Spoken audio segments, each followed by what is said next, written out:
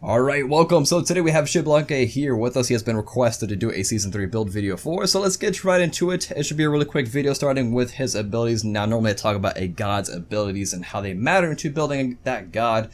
For XBALANQUE, he's a hunter and his abilities don't really matter into actually building. A few points here with his passive. Make sure you can get those last hits. Don't let any kills get away because those stacks are directly affected by you getting kills. So once you have your 6 kills, then you can maybe, let your other teammates get the kills instead.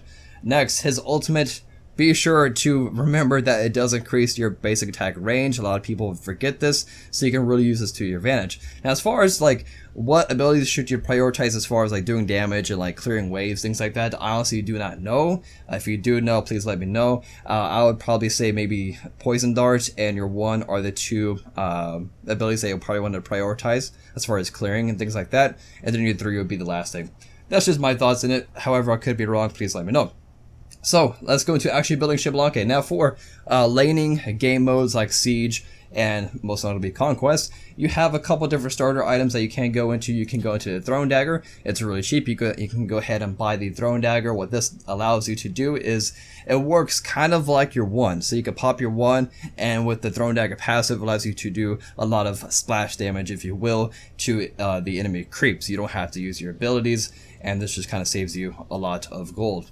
To where you would otherwise go into the Transcendence is the other star you can go into. As you can see, it's really expensive compared to the Throne Dagger.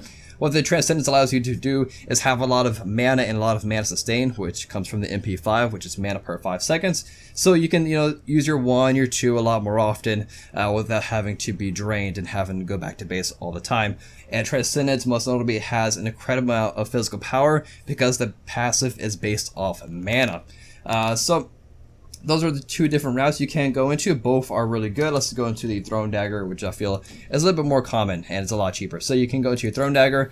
I wouldn't invest into going into Golden Bow because it's only it's not much physical power increase. The most notable thing, it's 1,000 gold, and with that 1,000 gold you can go ahead and just go right into your boots and actually have gold left over for potions if you want. So let's just go into the warrior type of boots. After this point, we have 2 common items for hunters right now. We have the Ichval and the Aussie. The Ichval allows you to trade really well with enemy physical gods and kind of steal their power and give it to yourself. A lot of attack speed and a decent amount of physical penetration for the early to mid game. It's a really strong item. Again, it's most notably paired up with Aussie. If you don't want to get both of them, I'd probably just go with Aussie instead. This item is pretty much good throughout the entire game, whereas Ichval, you would sell this late game for something else. So those are your 2 options there. Let's just go into both. If you really want to, you can do that. After you pick up both, you definitely want to go in Kins. This gives you an incredible amount of physical power and as well as just a general power spike because the passive is just so strong, and with the price it's a pretty good price for what it does. So if you go into your Kins, you do lack some actual penetration. In that case, you would just go to the Titan's Bane.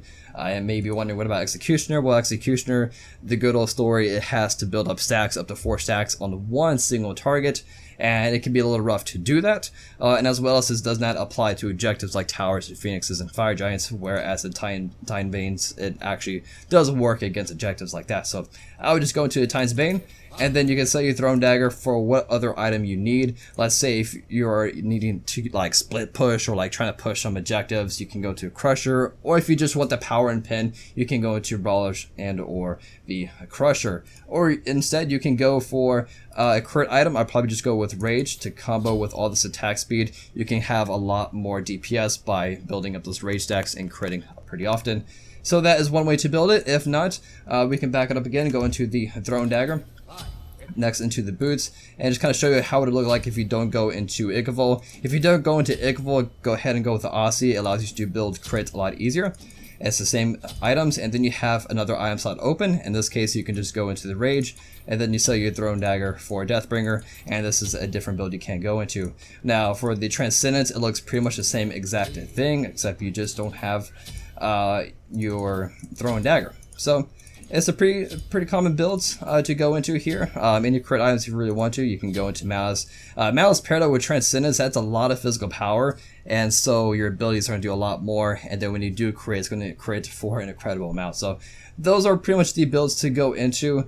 Some good flavor items that you can go into is the Haste of Mentalis. So if you're going to the Ichaival build, once you're full build, you can go ahead and still Ichaival and pick up Haste of Mentalis. If you're looking to trade autos and not let your enemies escape, you can go to that. If not, if you're looking for a lot of just spread damage for trying to clear minion waves like fire creeps and things like that, and just do a lot of team damage, you can go to the Oboe. Looking for a lot of attack speed and the passive proccing can spread a lot of damage and can prevent targets from actually diving in on you. So those are my thoughts and my just opinions on different builds you can go for XBALANQUE. As far as relics, you definitely want to go with the Purification. This allows you to not depend on your 3 or 4 CC immunity, so that definitely helps. And then any other relic you need for your team or for yourself, or if you're going against like a Scylla or a Poseidon, you can go a Sanctuary and just kind of immune their ultis and things like that. So hopefully it was helpful in giving you an idea on what to build for XBALANQUE. This can also apply to other hunters. And I'll see you guys next time. Peace.